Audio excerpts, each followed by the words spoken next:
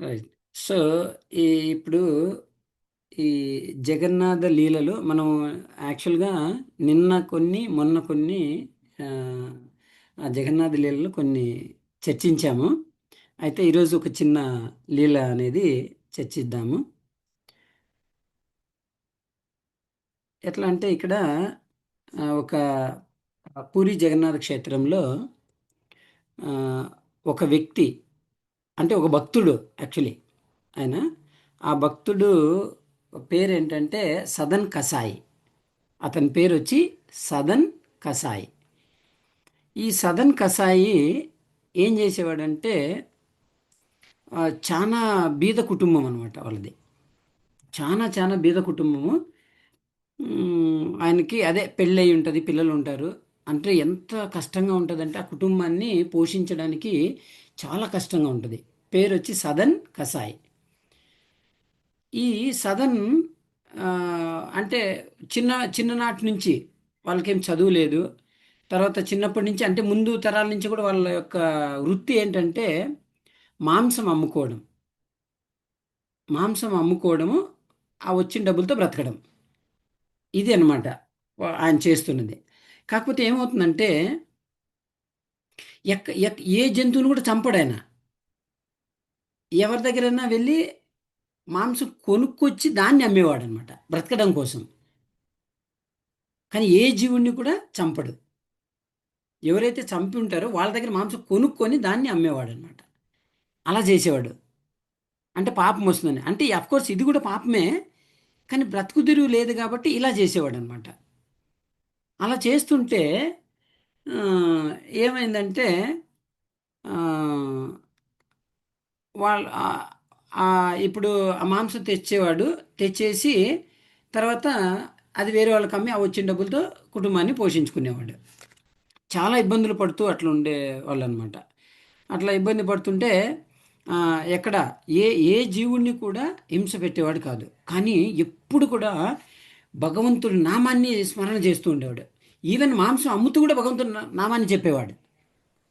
అంత అద్భుతంగా ఆహ్, సదన్ కసాయి నామస్మరణ చేసేవాడు. ఎప్పుడు జగన్నాథ్ గురించి ఆలోచిస్తూ, ఆయన లీలలు ఆలోచిస్తూ, ఆయన గురించి జై జగన్నాథ్, జై జగన్నాథ్, జై జగన్నాథ్ ఇలా చెప్పుకుంటూ వ్యాపారాన్ని సాగించేవాడు.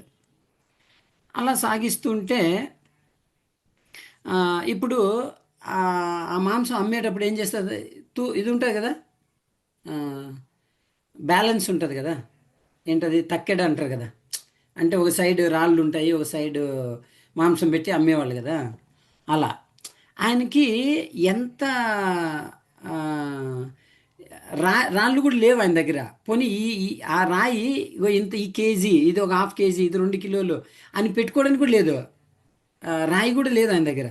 ఎలా చేసేవాడంటే అట్లే ఉద్దరగా ఏం చేసేవాడంటే ఎంతో కొంత పెట్టేసేది, ఇచ్చేసేది. దానివల్ల లాస్ అయిపోయేవాడు. డబ్బులు వచ్చేటివి కాదు. ఎక్కువ వెళ్ళిపోయేది అనమాట. ఎంత బరువు ఏది ఎంత కిలో ఎంత 2 కిలోలు ఎంత తెలియదు కదా! అట్లా చేస్తా ఉండేవాడు.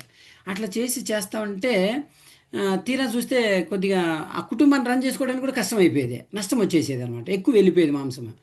అలా వెళ్ళిపోతుంటే ఏం చేస్తాడంటే మాంసం అంతా అమ్మేసిన తర్వాత వెళ్తుంటాడు దారిలో. వెళ్తుంటే ఏమవుతుందంటే ఒకసారి దారిలో వెళ్తున్నప్పుడు ఒక రాయి కాలికి తగులుతుందనమాట. అది ఎట్లా ఉంటదంటే చాలా నున్నగా ఉంటది. చాలా స్మూత్‌గా ఉంటదనమాట. రాయి దొరుకుతదనమాట. ఆ రాయి దొరికితే ఇదేంటి చాలా బావుందని చెప్పి చూస్తాడు. చూసిన తర్వాత అది తీసుకొస్తాడు. తీసుకొచ్చి ఏం చేస్తాడంటే ఆ రాయిని ఆహ్, ఒక పక్క పెట్టి మాంసాన్ని ఇచ్చేవాడు. అయితే ఆ రాయి ఆయనకేమి తెలీదు. ఏంటి రాయి అని కూడా తెలీదు ఆయనకి. అయితే ఆ రాయి ఏంటి తెలుసా? భగవంతుడు యొక్క ఆహ్, రూపం అది. ఆ రాయి అనేది. ఏంటంటే ఇప్పుడు మనం మామూలుగా ఆహ్, వర్షిప్ చేసేటప్పుడు మనము ఆహ్, ఇవి ఆహ్, ఆరాధన చేస్తారు గదా! ఏంటి ఏంటంటే ఉమ్, ఆ, ఆ ఆ రాయికి పేరు మర్చిపోతున్నాయి. సో ఆ రాయి ఏంటంటే ఆ, సాలగ్రామం ప్రభు. సాలగ్రామం, సాలగ్రామం, ఎస్ మాతాజీ, కరెక్ట్, సాలగ్రామ శిల. ఈ ఈ సాలగ్రామ శిల అనమాట, ఆ సాలగ్రామం అనమాట అది. అది సాక్షాత్ భగవంతుడి యొక్క రూపం అది. ఆ సాలగ్రామం దొరుకుతుంది, ఆయనకి తెలియదు. ఒక పక్క పెట్టేవాడు. ఆ సాలగ్రామాన్ని తీసుకొచ్చి ఆయనకి అది నిజంగా అది భగవంతుడు అనేది తెలియదు. ఏం చేశారు, ఒక పక్క పెడితే భగవంతుడు చూడండి, ఆయన మాంసాన్ని నష్టపోయాడని చెప్పి ఆ దారిలో వెళ్తుంటే ఆయన కాలికి తగులుతుంది ఆ రాయి. అంటే భగవంతుడు చూడండి ఎలా వచ్చాడు, కాలుతో తన్నించుకున్నాడు భక్తుడి చేత. ఇది భగవన్ నామాన్ని పలికితే వచ్చే రిజల్ట్ అన్నమాట. భగవంతుడు సాక్షాత్తు ఆయన కాలికి తగిలించుకున్నాడు. ఆ ఆ భక్తుడి యొక్క కాలికి తగిలాడు. చూడండి, అట్లా ఉంటుంది. అయితే అప్పుడు ఆ ఆ శిల ఎలా ఎలా నటించేది తెలుసా? ఇప్పుడు ఎవరైనా ఒక హాఫ్ కేజీ అడిగితే ఆ రాయి అనేది బరువు తగ్గిపోతుందంట హాఫ్ కేజీకి. కిలో మాంసం అడిగితే కిలోకి పెరుగుతుందంట, 2 కిలోలు అడిగితే 2 కిలోలకి అట్లా. అంటే వాళ్ళు ఎంత అడిగితే అంతగా అంత బరువుకి మారిపోయేదంట అది. ఎగ్జాక్ట్గా మాంసాన్ని అమ్మేవాడంట, అప్పుడు కొంచెం లాభం వచ్చేదంట. అప్పుడు అలా వ్యాపారం సాగిస్తూ ఉండేవాడంట. తర్వాత ఏమవుతుందంటే ఒకరోజు అటు నుంచి ఒక సాధువు వెళ్తుంటాడనమాట. వెళ్తుంటే దాన్ని చూస్తాడనమాట సాలగ్రామాన్ని. ఒక పక్కన ఆ తులాభారం ఉంటుంది కదా, దాన్ని ఓ పక్కన రాయి పెట్టి ఉంటాడు, ఓ పక్కన మాంసం పెట్టి ఉంటే ఆ సాధువు చూస్తాడనమాట దాన్ని, ఆ సాలగ్రామాన్ని. చూసినప్పుడు దగ్గరికి వచ్చేసి, నీకేమైనా బుద్ధి ఉందా అసలు కొంచెమైనా? అసలు ఏంటి నువ్వు సాలగ్రామాన్ని తీసుకొచ్చి ఆ, మాంసం కొట్టి అమ్మడానికి ఉపయోగిస్తున్నావా నువ్వు? అసలు ఏమనుకున్నావు నువ్వు? అది ఎవరో కాదు, ఆ, సాక్షాత్ supreme personality of God head, దేవాది దేవుడు కృష్ణుడు అది. ఆ ఆ రూపంలో, సాలగ్రామ రూపంలో భగవంతుడే వస్తాడు.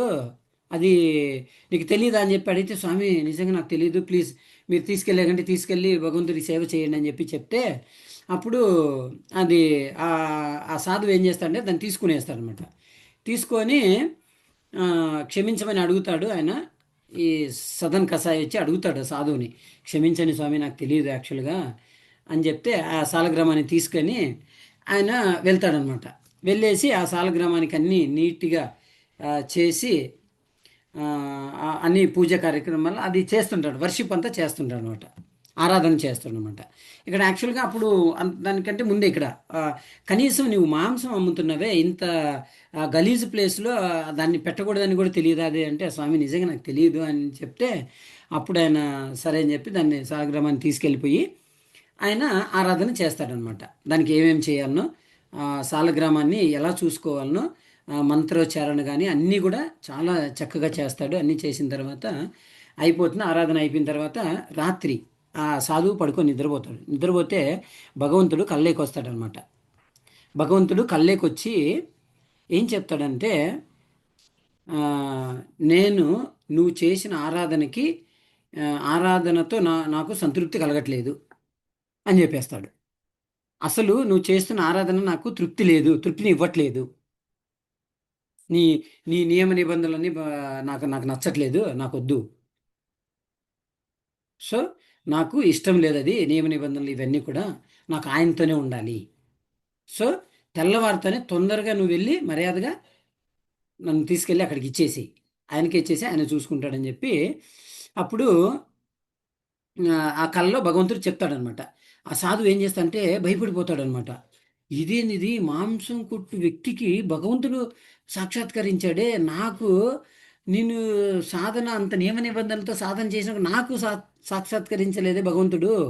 సో ఆయన ఎంత గొప్ప భక్తుడు అనుకొని చెప్పి ఆయన ఏం చేస్తాడంటే గబగబా పొద్దున్నే లేచి ఇంకా ఆరాధన అంతా కంప్లీట్ చేసి ఆ సాలగ్రామ శిలని మళ్ళీ తీసుకెళ్ళి ఆ మాంసకుట్టు ఆయన ఉన్నటువంటి సదన్ కసాయికి ఇచ్చేస్తాడనమాట.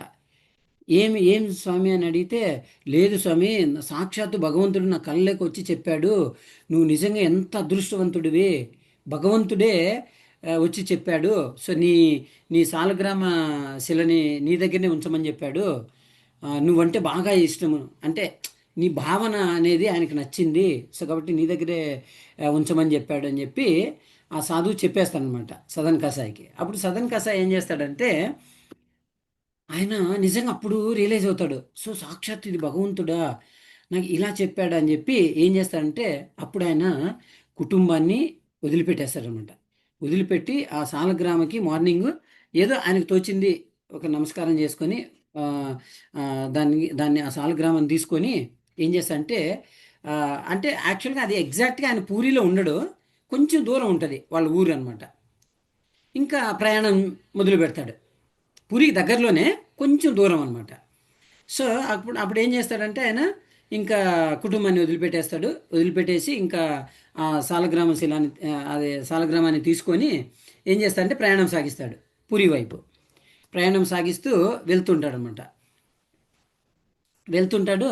వెళ్తుంటే ఆ వెళ్ళే మార్గ మధ్యంలో ఇంకొక చిన్న ఊరు వస్తుంది.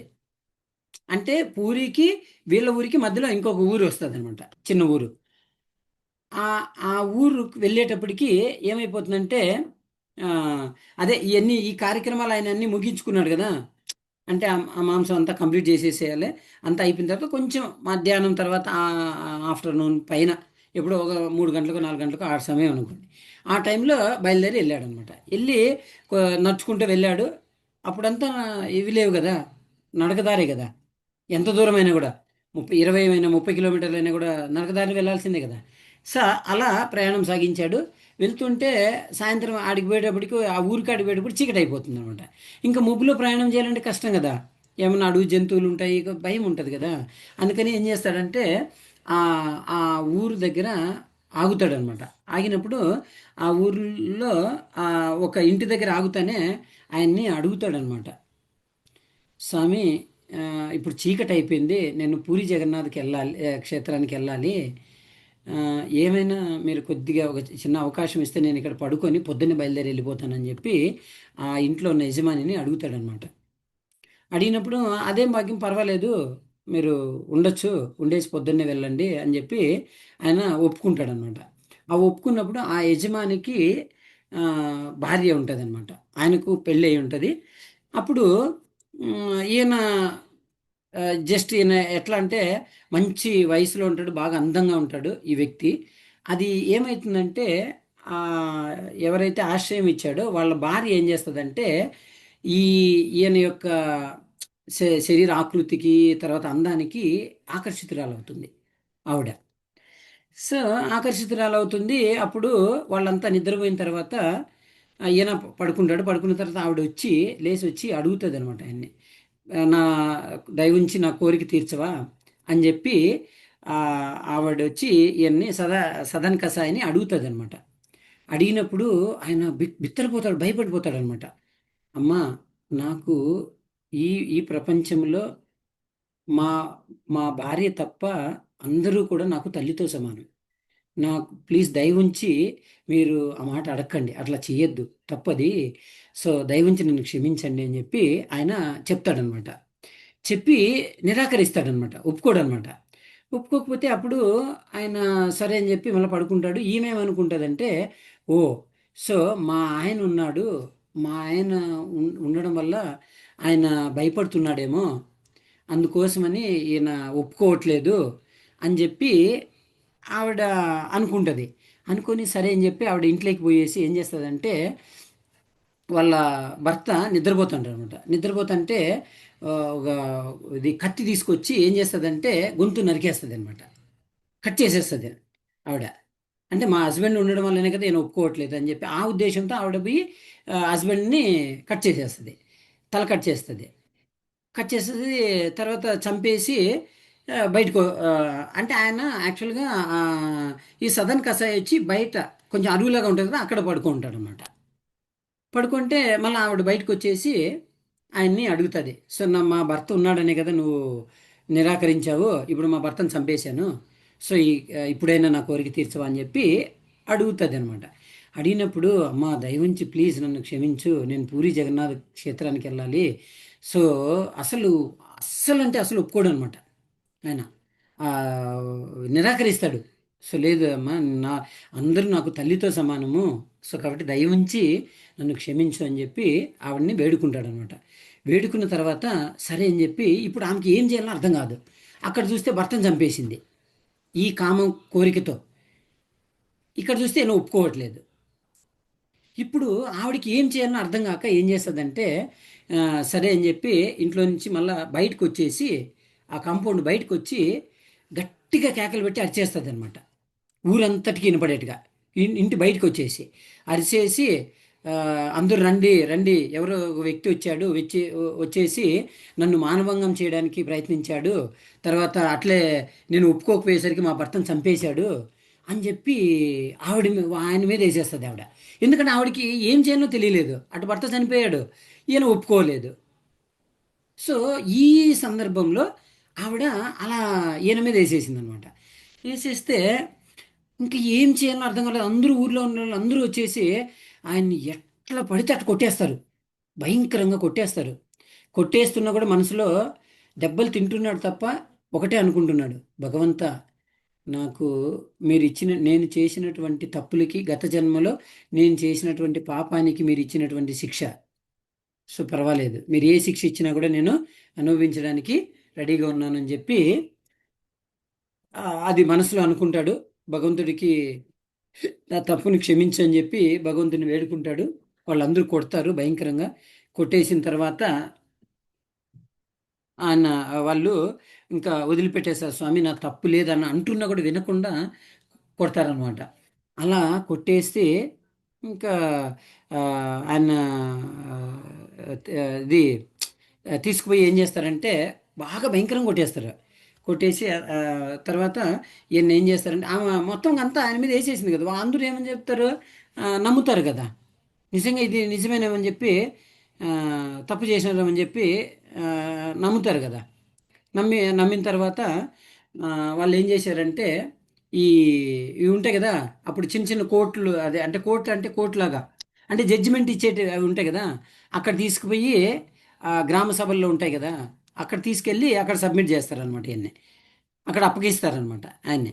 అప్పగిచ్చిన తర్వాత వాళ్ళు ఆ తర్వాత రాజుని పిలిపిస్తారనమాట. రాజుని పిలిపించిన తర్వాత ఏమయ్యా నువ్వు ఇలా చేయడం తప్పు కదా, ఎందుకు చేసావు అని చెప్పి ఆ, చెప్తారనమాట. ఎందుకు చేసావని చెప్పి చెప్తే ఆ, అప్పుడు బాగా కొడతారు కదా రాజు. ఆ, రాజు కూడా ఏం చేస్తారంటే ఆయనకి సరే శిక్ష వేయాలి కదా, అంతా విన్న తర్వాత ఆ రాజు ఏం చేస్తాడంటే శిక్ష వేస్తాడు. ఏం శిక్ష వేస్తాడంటే ఆ, ఆవిడని టచ్ చేశాడు కాబట్టి, రెండు చేతులతో పట్టుకున్నాడు కాబట్టి ఏం చేస్తాడంటే రెండు చేతులు కట్ చేసేయండి అని చెప్తాడు.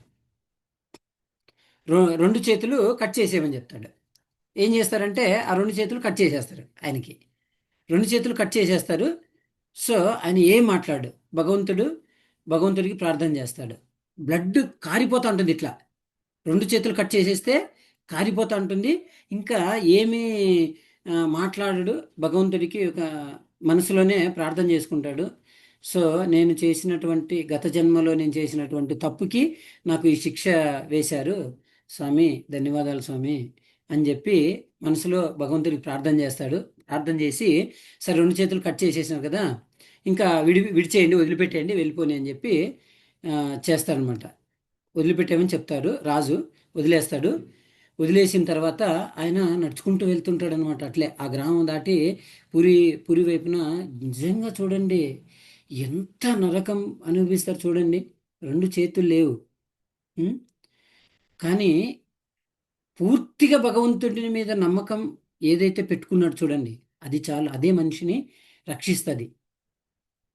శరీరానికి బాధ కలిగింది కానీ మనసులో ఎంత ఆనందంగా ఉంటాడు భగవంతుడి సాక్షాత్కరిస్తే. సో అప్పుడు ఏమైందంటే రాజు వదిలిపెడితే ఆయన వెళ్ళిపోతుంటాడు.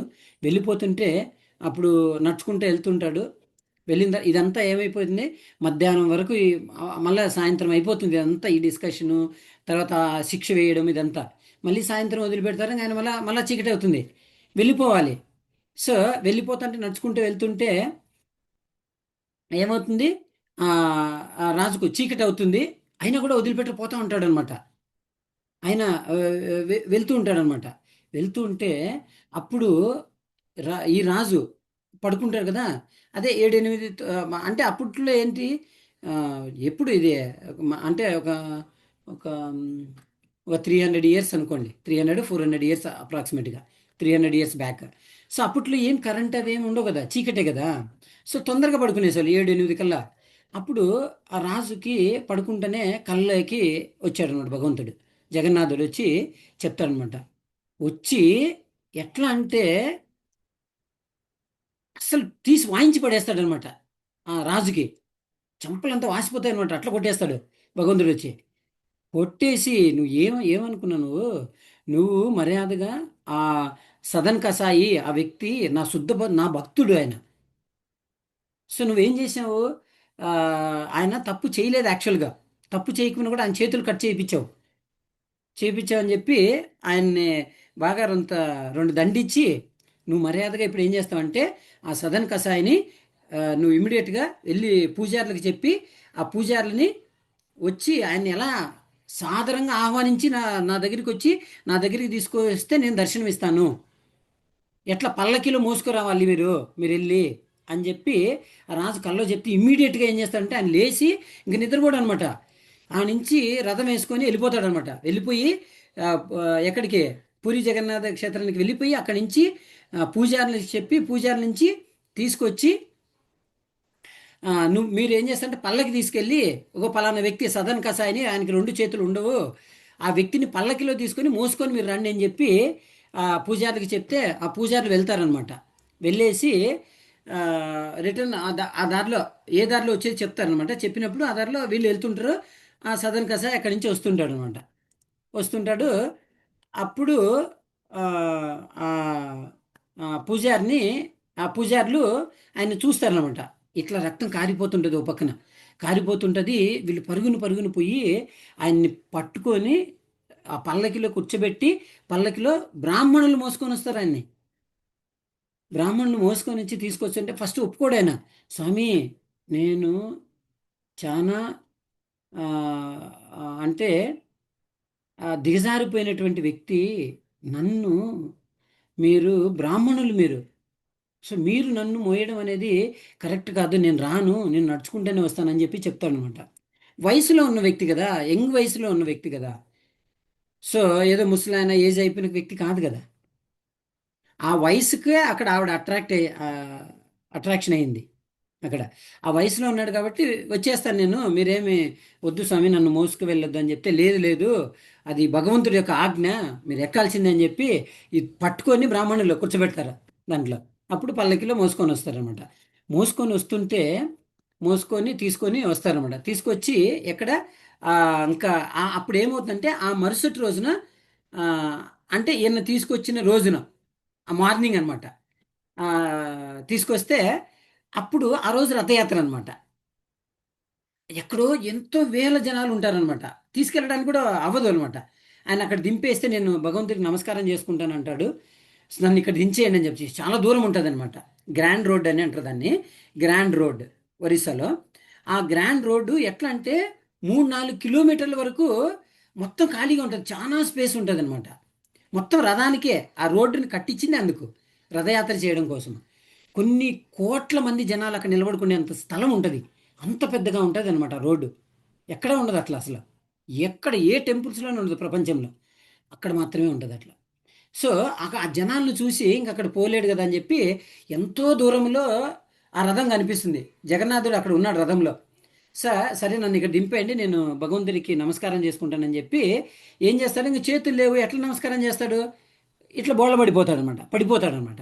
పడిపోయి భూమికి సాష్టాంగం నమస్కారం చేసి భగవంతుడిని స్మరణ చేస్తాడు హృదయంలో. స్మరణ చేసి ఇంకా లేవాలంటే ఎట్లా? చేతులు లేవు కదా, మనమైతే చేతులు మోపుకొని లేస్తాము. ఆయన లేవలేడు కదా. ఏం చేస్తుందంటే ఇమీడియట్గా ఇలా ఇలా ఈ ఈ ఉన్నాయి కదా భుజాలతో ఇట్లా ఇట్లా పట్టుకొని ఇట్లా అంటుంటాడు.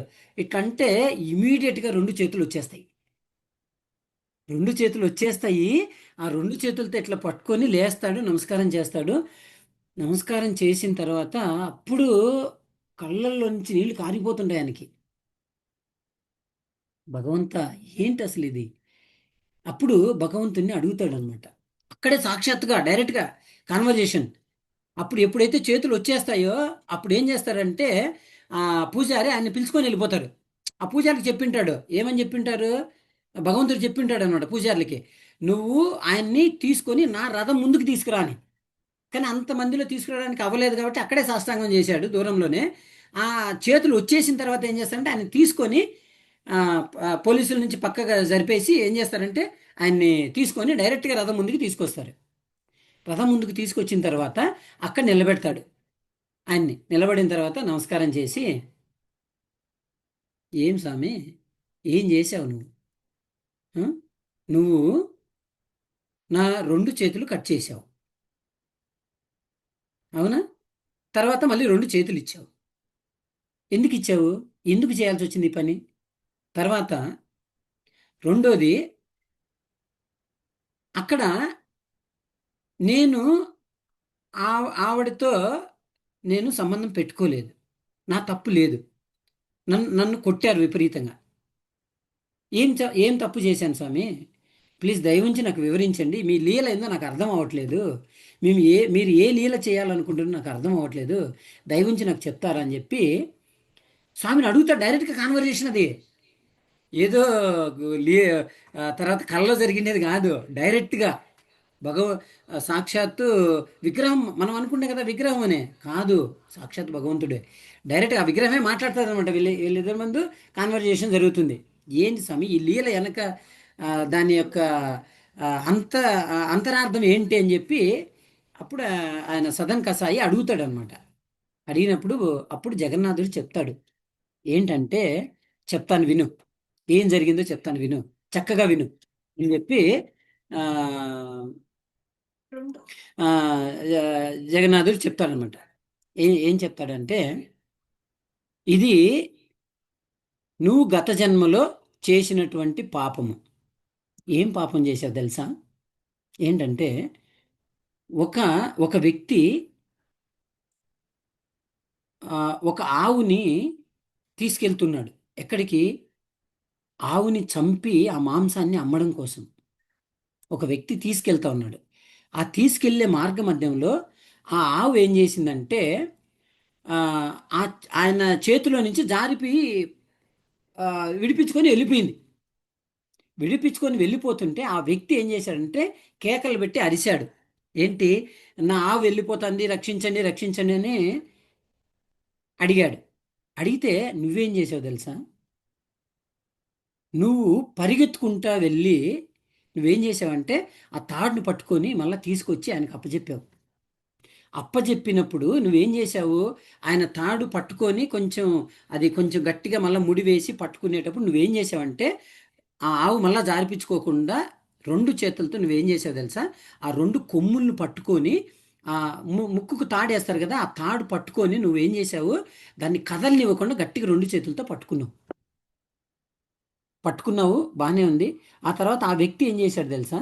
ఆ వ్యక్తి ఆ ఆవుని ఆ ముక్కుకి తాడు వేసి దాన్ని ఏం చేశాడంటే దాన్ని గట్టిగా పట్టుకొని జారిపోకుండా, ఈసారి జారిపించుకోకుండా దాన్ని జాగ్రత్తగా ఏం చేశాడు?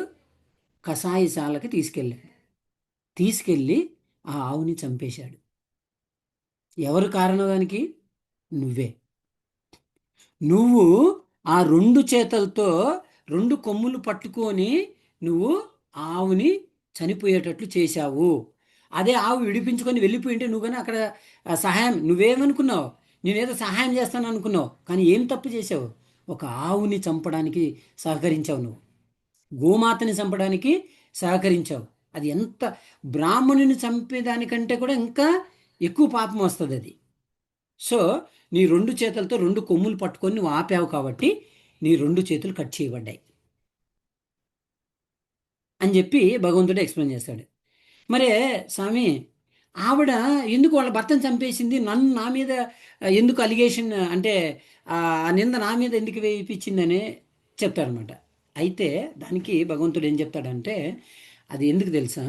ఎందుకు అలా అయిందంటే, ఆ ఆవుని పట్టుకొని తీసుకెళ్తున్నాడు చూడండి, పట్టుకొని తీసుకెళ్తున్నాడు కదా, ఆ పట్టుకొని తీసుకెళ్ళి ఆవును కట్ చేశాడు ఆయన, అవునా? ఆ కట్ చేసిన వ్యక్తి ఎవరు తెలుసా? భర్త. ఆవు ఎవరు తెలుసా? భార్య. ఆ ఆవు వచ్చి ఈ జన్మలో ఆవు ఏమైంది? భార్య అయింది. తర్వాత ఆ కట్ చేసిన అతను భర్త అయ్యాడు. ఇప్పుడు ఏం చేయాలి? గత జన్మలో ఏం చేశాడు? ఈ భర్త ఏం చేశాడు? ఆవును కట్ చేసినాడు కదా.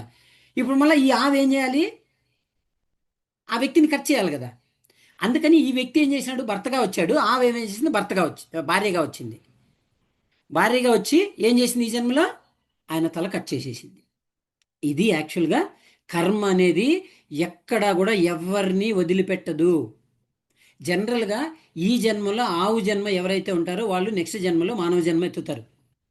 అదే అల్టిమేట్ అనమాట. ఆవు అయిపోయిన తర్వాత నెక్స్ట్ జన్మ వచ్చి మానవ జన్మే. ఇదే అనమాట. సో అయితే అది అక్కడ ఏం చేసినాడు? ఆ ఆవును కట్ చేసినటువంటి వ్యక్తి ఇక్కడ మళ్ళీ భర్తగా వచ్చాడు. ఈ ఆవు ఏం చేసిందంటే భార్యగా వచ్చి ఏం చేసింది? అప్పుడు ఆవును కట్ చేసేసాడు కాబట్టి ఇప్పుడు ఏమైంది? ఈ ఈ ఈ ఆవిడ ఈ ఆ భార్య ఉంది కదా, ఆ భార్య వచ్చి ఎవరు ఇప్పుడు? ఆవు. ముందు జన్మలో ఆవు. ఇప్పుడు ఏమైంది? భార్యగా వచ్చి వాళ్ళ భర్తని తల కట్ చేసేసింది. తల కట్ చేసేసింది. ఆ తర్వాత అంతటితో ఆ పాపం ఏమైంది? ఇక్కడ అది అంటే చెల్లుకు చెల్లు అంటారు కదా, ఎట్లా ఉంటుంది? పాపానికి పాపం అనేది వెళ్ళిపోతుంది అనమాట. అంటే ఆ కర్మ అనేది అక్కడికి అయిపోతుంది అనమాట. అంటే దీన్ని బట్టి మనకు ఏం అర్థం అవ్వాలి? ఎవ్వరూ కూడా కర్మ నుంచి తప్పించుకోవడానికి అవకాశం లేదు. ఎవరైతే తప్పించుకునే అవకాశం ఉంది కొంతమందికి మాత్రమే. ఎవరికి తెలుసా? ఎవరైతే భక్తి మార్గం చేస్తారో, భక్తి మార్గాన్ని ఎంచుకుంటారో వాళ్ళకి కర్మ అనేది ఆగుతుంది. అంటే ఇప్పుడు న్యూగా కొత్తగా చేయాల్సిన కర్మ ఆగిపోతుంది. అట్లీస్ట్ నెక్స్ట్ జన్మలో మనము మళ్ళీ కర్మ కర్మ మన మీద పని చేయకుండా తప్పించుకోవడానికి అవకాశం ఉంటుంది. సో కాబట్టి మనం భక్తి చేయాలి, భగవన్ నామాన్ని జపించాలి, ప్రతిరోజు జపం చేయాలి. ఏం జపం చేయాలి? హరే కృష్ణ హరే కృష్ణ కృష్ణ కృష్ణ హరే హరే, హరే రామ హరే రామ రామ రామ హరే హరే. ఎవరైతే ఈ హరినామాన్ని జపిస్తారో వాళ్లకు కర్మ యాక్షన్లోకి రాదు. భగవంతుడు డిక్లేర్ చేశాడు, ఎవరైతే ఈ హరినామాన్ని జపిస్తారో వాళ్లకు కర్మ అంటదు. ఎవరైతే ఈ హరినామాన్ని జపిస్తూ ఈ హరిని ఆరాధించడానికి గుడికి వస్తారో వాళ్లకు గుడిలో ఉన్నంతసేపు కర్మ అనేది వాళ్ళకి కర్మ అనేది వాళ్ళ మీద పనిచేయదు. ఎప్పుడైతే గుళ్ళో నుంచి బయటకు వస్తారో మళ్ళీ భౌతిక విషయాల పట్ల ఆలోచిస్తారో అప్పుడు మళ్ళీ కర్మ అనేది యాక్షన్లోకి వస్తుంది. సో కాబట్టి ఇది మనము అర్థం చేసుకోవాలి. సో కాబట్టి దయవుంచి అందరికీ ఒక నా రిక్వెస్ట్ ఏంటంటే అందరూ కూడా జపం చేయండి, ఈ కర్మ నుంచి తప్పించుకోండి. ఇదొకటే నా నుంచి నేను మీ అందరినీ కోరుకునేది. సిన్సియర్గా జపం చేయండి. ఆ జపం చేసిన తర్వాత మన కర్మలు ఏవైతే ఉన్నాయో అవన్నీ తగ్గించుకుంటూ కట్ చేసుకుంటూ రావాలి. ఆ తర్వాత మనము ఇప్పుడు కొత్తగా కర్మలు చేయము. ఎప్పుడైతే జపం చేస్తామో కర్మ మన మీదకి యాక్షన్లోకి రాదు. కానీ గత జన్మలో చేసి ఉంటాం కదా, అవి యాక్షన్లోకి ఉంటాయి. ఇప్పుడు ఆల్రెడీ ఆ యాక్షన్లోకి వచ్చేసినాయి కాబట్టి ఇప్పుడు తప్పించుకోలేము. అట్లీస్ట్ ఇప్పుడు మనం జపం చేయడం వల్ల ఏమవుతుందంటే నెక్స్ట్ కర్మ అనేది మనకు రాకుండా ఆగుతుంది. ఇదనమాట. అందుకే మనకు భగవద్గీతలో చెప్తారనమాట, 5 విషయాల గురించి చెప్తారు భగవద్గీతలో. ఒకటి ఏంటంటే ఈశ్వర, కాల, ప్రకృతి, జీవ, కర్మ. మొత్తం భగవద్గీత ఈ 5 విషయాల గురించే చెప్తుంది. కంప్లీట్ భగవద్గీత 5 విషయాలే ఉంటాయి, ఇంకేం ఉండవు. ఒకటి ఈశ్వర అంటే భగవంతుడు, జీవుడు మనము, తర్వాత కాలము, ప్రకృతి, కర్మ. ఈ 5 ఈ 4 శాశ్వతం అనమాట, ఎప్పుడు మారవు ఇవి. కానీ కర్మ ఒక్కటే మారుతుంది, ఇది అశాశ్వతం. అందుకని ఈ కర్మను మనం మార్చుకోవాలి. మనం గత జన్మలో చేసినటువంటి కర్మలు ఏవైతే ఉన్నాయో, పాపాలు ఏవైతే ఉన్నాయో అవన్నీ పోగొట్టుకోవాలి. ఎలా పోతాయి? ఈ కలియుగంలో హరినామం చేస్తే ఖచ్చితంగా ఈ కర్మలన్నీ పోతాయి. సో దానికోసం మనము హరినామం చేయాలి. అందుకే మనకు పురాణాలలో, శాస్త్రాలలో చెప్తారు. ఏం చెప్తారు అంటే ఈ కలియుగానికి సరిపోయే నామం ఏంటది? హరినామం, హరే కృష్ణ మహామంత్రం. సో అందుకే మనకు ఏం చెప్తారు? హరేర్నామ హరేర్నామ హరేర్నామైవ కేవలం కలవు నాస్తేవ నాస్తేవ నాస్తేవ గతిరన్యత. అంటే ఈ కలియుగంలో హరేర్నామ హరేర్నామ హరేర్నామ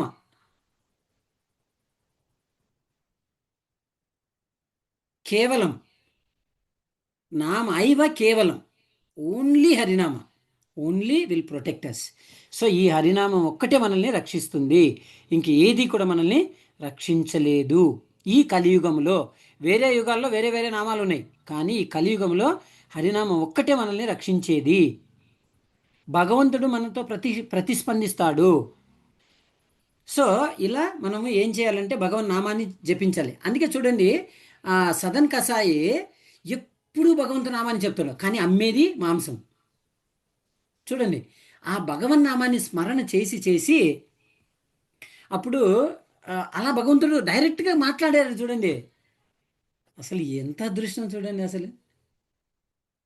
అప్పుడు ఆయన భగవంతుడు చెప్తాడనమాట రాజుకి, నువ్వు ఖచ్చితంగా ఈ వ్యక్తికి ఈ జగన్నాథపురి పక్కలోనే ఒక ఇల్లు కట్టించాలి, జీవితాంతం నీదే బాధ్యత, ఈయన చూసుకునే బాధ్యత నీదే అని చెప్పేస్తాడు. చూడండి, అట్లా ఉంటుంది భగవంతుడు మనము భగవంతుని పిలవాలి కానీ చేస్తాడు, దిగేస్తాడు. అంటే ఆ భావనతో పిలవాలి, ఏదో ఊరికి నామకే వాస్తే పిలవడం కాదు, అట్లా కాదు. భగవన్ నామాన్ని ఎప్పుడు స్మరణ చేస్తుండే, ఎప్పుడు భగవంతుడు కనిపించాలి. మనం ఒక నీళ్లు తాగుతున్నాం, భగవంతుడు కనిపించాలి. తింటున్నాం, భగవంతుడు కనిపించాలి. మనం ఏదో ఇప్పుడు సూర్యరశ్మి కనిపించింది, భగవంతుడు కనిపించాలి, కనపడాలి, కృష్ణుడు కనపడాలి. సో ఎప్పుడైతే మనకు ఆ భావన ఉంటుందో ఖచ్చితంగా ఈ ఈ ఈ జీవితంలోనే భగవంతుడు మనకి కనిపిస్తాడు, భగవంతుడు మనతో మాట్లాడతాడు. డిక్లేర్ చేసేసాడు నారదముని శ్రీమద్ భాగవతంలో. సో దయవుంచి మనం అందరం కూడా సీరియస్ తీసుకొని మంచిగా జపం చేద్దాము. సో భగవంతుణ్ణి దర్శించుకుందాం, భగవద్ధామానికి వెళ్దాం. శాశ్వతంగా అక్కడ ఇంకా పుట్టుకుండదు, చావు ఉండదు, ఏ బాధలు, రోగం ఏముండదు అనమాట. ఇంకా సచ్చిత్ ఆనంద విగ్రహ, అలాంటి రూపాన్ని, అంటే చతుర్భుజ రూపం, 4 చేతులు, కిరీటము, ఈ రూపం ఏదైతే చతుర్భుజ రూపం ఉంటుందో భగవంతుడికి, ఆ రూపాన్ని పొందేస్తాం. సో దానికోసము మనము ప్రయత్నం చేయాలి, అంటే భగవంతుడికి సేవ చేయాలి. ఈ భావనతో మనం ఎప్పుడైతే ఉంటామో అప్పుడు ఖచ్చితంగా మనము భగవంతుడిని దర్శనం చేసుకుంటాం. హరే కృష్ణ. సో నేను ఇక్కడ స్టాప్ చేస్తున్నాను. సో ఏమైనా ప్రశ్నలు ఉంటే మనం డిస్కస్ చేద్దాము.